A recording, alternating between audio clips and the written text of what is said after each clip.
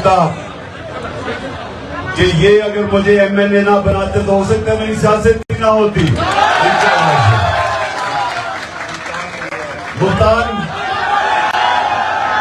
ملتان بھی ماشاءاللہ تحریک انصاف کا شہر ہے. یہ سارا کرک ہے. لکی مروت اس سے پیچھے ٹانگ ہے. ڈی خان پیچھے بنو کدھر؟ اچھا بنو اکاڑا شاباش. بکر شاباش. اور تو ریفری پہ کیا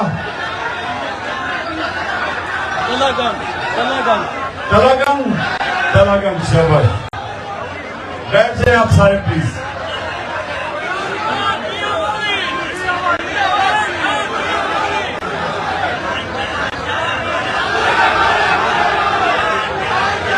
بیٹھ جائیں پلیز. سب سے پہلے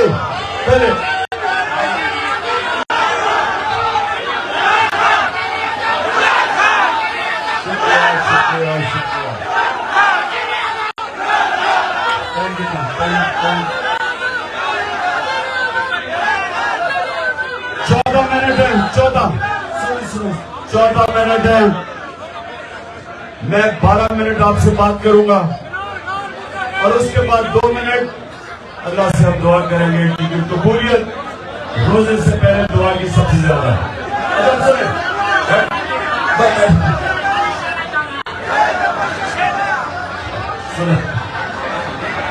دیکھو سب سے پہلے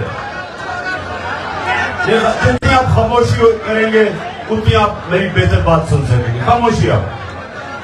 اب میں اس طرح کہ یہ جو میں آپ کو باتیں کرنے لگا ہوں یہ میری زندگی کا تجربے کی باتیں ہیں.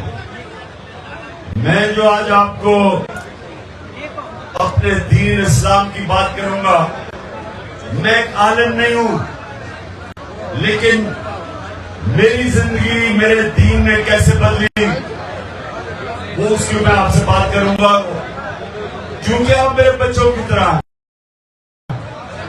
میں یہ امید رکھتا ہوں کہ آپ کو اس کا فائدہ ہوگا زندگی میں آپ کو فائدہ ہوگا. تو غور سے میری بات سنیں اور نوجوانوں خاص طور پہ آپ کیونکہ آپ کا مستقبل ہے. جب تک آپ یہ چیزیں نہیں سمجھیں گے آپ کی پرواز اوپر نہیں ہوگی. ہمارا جو دین ہے اسلام ہمارے جو نبی صلی اللہ علیہ وسلم خاموشی وہ دنیا کی تاریخ کے سب سے کامیاب انسان. دین کو اگر آپ علیحدہ بھی چھوڑ دیں کسی انسان نے دنیا کی تاریخ میں وہ کامیابی نہیں حاصل کی جو میرے نبی صلی اللہ علیہ وسلم نے کی ہے. اور قرآن میں اللہ کہتا ہے کہ ان کی زندگی سے سیکھو جس کو سنت کہتے ہیں شریعہ کہتے ہیں ان کے راستے سے سیکھو. تو نوجوانوں غور سے میری بات سنیں. جو بھی چیز قرآن میں اللہ کہتا ہے وہ آپ کی بہتری کے لیے ہے. اللہ تو خود طویل ہے. اللہ کو کوئی فائدہ نہیں پہنچا سکتا. جب ہم قرآن پہ عمل کرتے ہیں اپنی بہتری کرتے ہیں. سنیں ذرا غور سے آپ. میں نے ماں باپ نے مجھے کہا کہ نماز پڑھو تو ہم بچپن سے نماز پڑھتے تھے صبح کی نماز لیکن مجھے نماز کا اثر نہیں ہوتا تھا کیونکہ مجھے سمجھ نہیں تھی میں کیا پڑھ رہا ہوں. جو نماز ہے وہ بنیاد ہے آپ کے دین کی.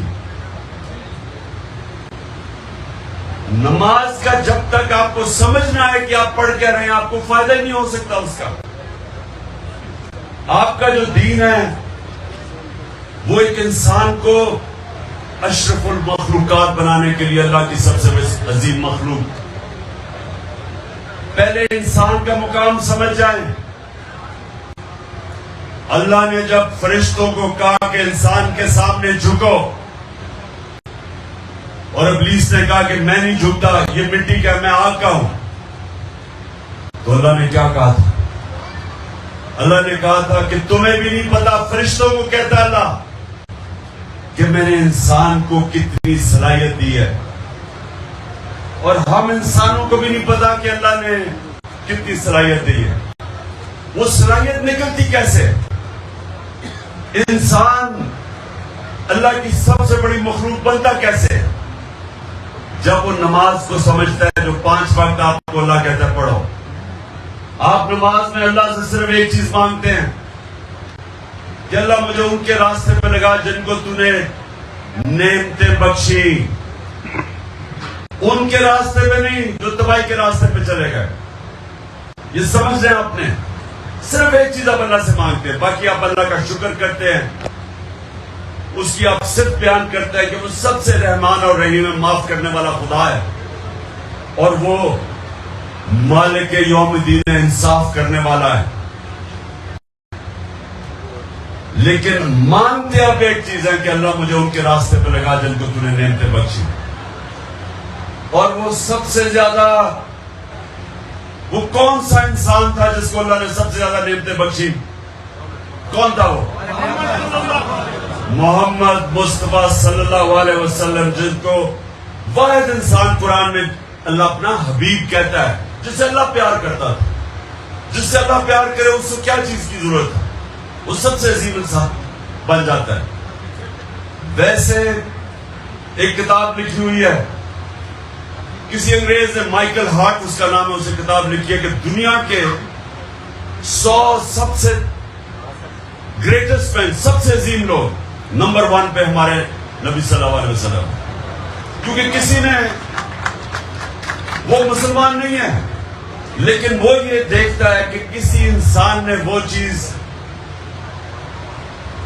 اچیو کی نہیں ہے، اس کو کبھی کتنی کامیابی ملی نہیں جتنے نبی صلی اللہ علیہ وسلم کو ملی ہے. اس لیے نماز میں آپ کہتے ہیں کہ اللہ مجھے ان کے راستے پہ لگا. ہم اللہ سے دعا کرتے ہیں کہ ان کی سنت پہ ہم چلیں، ان کے راستے پہ چلیں، کیونکہ وہ عظمت کا راستہ ہے. لیکن سنیں، لیکن وہ مشکل راستہ ہے. ان کی زندگی آسان نہیں تھی، مشکل زندگی تھی.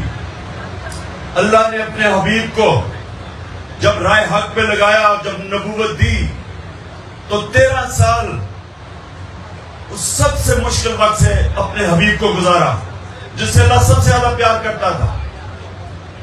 تو اگر اللہ چاہتا کہ ہم آسان راستے پہ لگے تو اپنے نبی صلی اللہ علیہ نبی کو بھی آسان راستے پہ لگا دیتا، لیکن نہیں، مشکل راستے سے گزارا.